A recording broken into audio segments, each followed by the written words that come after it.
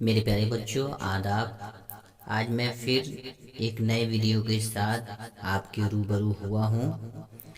5 class کے بچوں کی کتاب نفیس اردو سے سبق نمبر 10 پڑھاؤں گا۔ تو پیارے بچوں آپ دھیان سے سنیے، غور سے سنیے اور یہ دیکھیے آپ کا یہ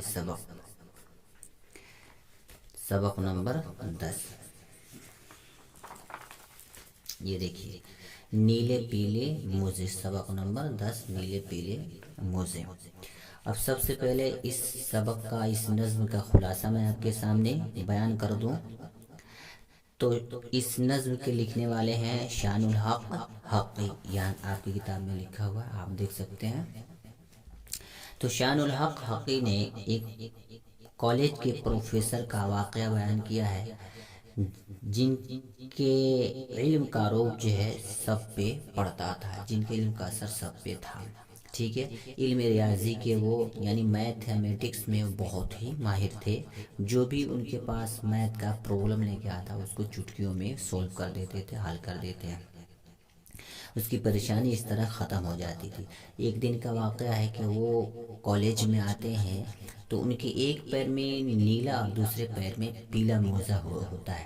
ایک دوسرے استاد کے ٹوکنے پر انہوں نے یہ بات بتائی کہ ہاں ایسا ہی لگ رہا ہے، لیکن یہ پیلا اور نیلا موزہ آخر آیا کہاں سے؟ مجھ کو ایسا لگ رہا ہے کہ میرے ذہن پہ جو بوجھ بنا ہوا اس کی وجہ سے میں غلطی سے پہن لیا ہوں۔ گھر پہ ایسا ہی میں نے ایک اور موزہ دیکھا ہے، ایک اور آدمی کے پیر میں، ان کے ایک پیر میں پیلا تھا اور ایک پیر میں نیلا تھا۔ بارکہ شان الحق حقی نے اس نظم کے اندر جو ہے اس پروفیسر صاحب کا واقعہ جو مکالمے کی شکل میں پیش کیا ہے، جس سے اس نظم کی خوبصورتی میں اور اضافہ ہو گیا ہے۔ ساتھ ہی ساتھ پروفیسر صاحب اتنے سادہ اور بھولے ہوتے ہیں، سادہ مزاج کے ہوتے ہیں اور اتنے بھولے ہوتے، ان کو یہ بھی احساس نہیں ہو رہا ہے کہ ان کے ایک پیر میں نیلا موزہ ہے، دوسرے پیر میں پیلا موزہ ہے۔ یہ رہا اس نظم کا مختصراً خلاصہ۔ اب پیارے بچوں میں اس نظم کو پڑھ رہا ہوں، آپ میرے پیچھے پیچھے پڑھیں گے تاکہ آپ کو پڑھنے میں آسانی ہو، اور جہاں آپ کے پڑھنے میں مشکل ہو رہی تھی وہ ہمارے پڑھنے کے بعد اب آپ کے لیے آسانی ہو جائے گی۔ چلیے پڑھتے ہیں۔ کالج میں تھے ایک پروفیسر، علم کا جن کے رعب تھا سب پر، بے حد لائق بے حد قابل، علم ریاضی میں تھے کامل۔ لوگ سوال جو لے کر آتے حل کر دیتے چٹکی بجاتے، ذہن پر ان کے بوجھ بہت تھے، رہتے تھے کچھ کھوئے کھوئے۔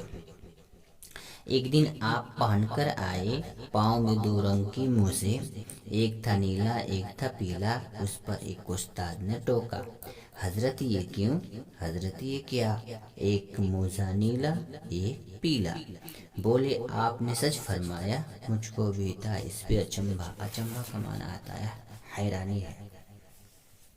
آج ہی میں نے گھر میں دیکھی ایسی ہی ایک اور بھی جوڑی، اس کا بھی ایک پاؤں تھا نیلا اور ایک پیلا بالکل ایسا، جانے گھر میں آئے کہاں سے یہ 2 رنگ کے 2 موزے۔ بار کیا موزے پہننے میں ان سے غلطی ہو گئی تھی، ایک موزہ دوسرے کا پہن لیے تھے۔